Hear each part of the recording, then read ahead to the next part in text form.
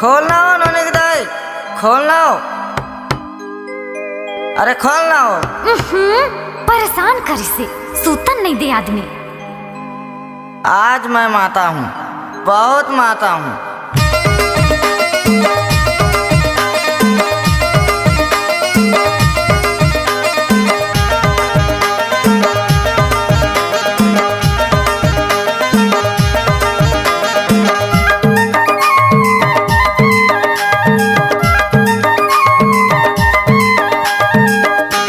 DJ Dinesh Kumar Dhurve को दी मोहगांव। मौहमा मात के हंस करे आधा रात नींद नहीं परे। मौहमा मात के हंस करे आधा रात नींद नहीं परे। काली के पियल खाल राजह नशा चढ़ है, राती के पियल खाल राजह नशा चढ़ है, राजह नशा चढ़ है। मौहमा मात के हंस करे आधा रात नींद नहीं परे। मौहमा मात के हंस करे आधा रात नींद नहीं परे। डीजे रिंकू मरावी कलविटोला।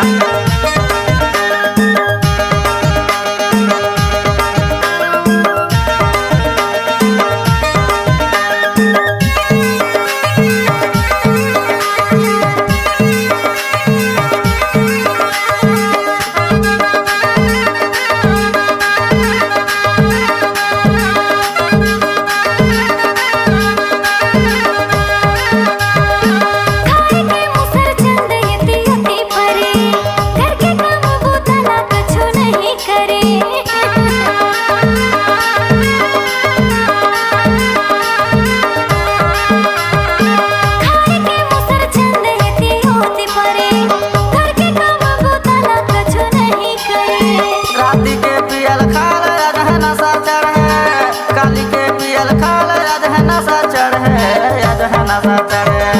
मौहमा माते हवस हीरा आधा राती नींद नहीं परे। मौहमा माते हवस करे आधा राती नींद नहीं परे। मौहमा माते हम बाई आधा राती नींद च नाही परे। मौहमा माते हम सोना आधा राती नींद च नाही परे।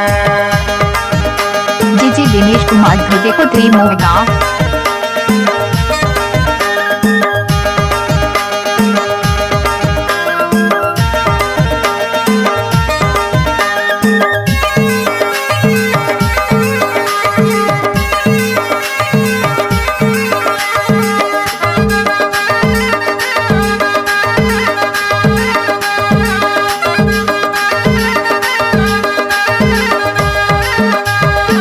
राधे हस दाल भात मान च नाही परे, कुकुरी ला काट देते गोई मान गड़े।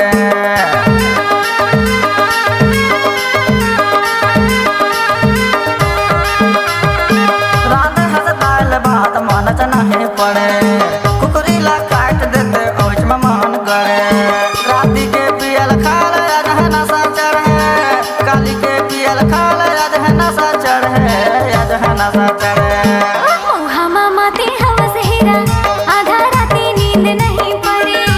मौहमा माते हवस करे आधा राती नींद नहीं परे। मौहमा माते हम बाई आधा राती नींद च नाही परे।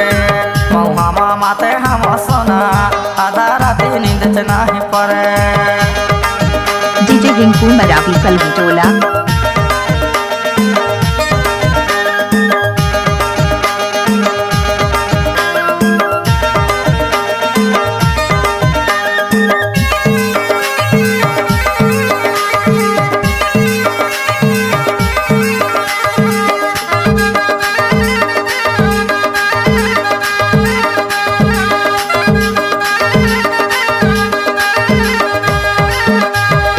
दिन भर घूमे फिरे कहाँ कहाँ मरे।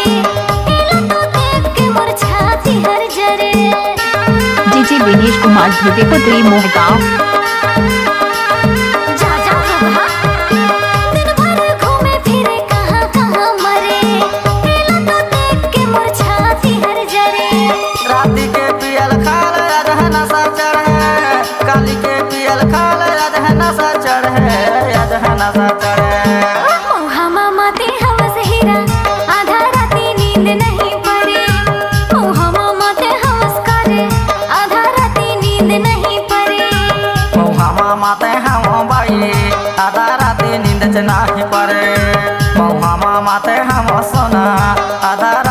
नींद नहीं पड़े।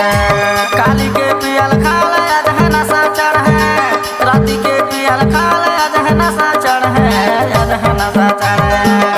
हम मौत के हंसकारे आधा राती नींद नहीं पड़े। ओ हम मौत के हंसकारे आधा राती नींद नहीं पड़े। मात के हो भाई आधा राती डीजे दिनेश कुमार भुटेकोत्री मोहगांव। ओ हम मौत के हंसकारे आधा राती नींद नहीं पड़े। मात के हो सोना आधा राती नींद नहीं पड़े।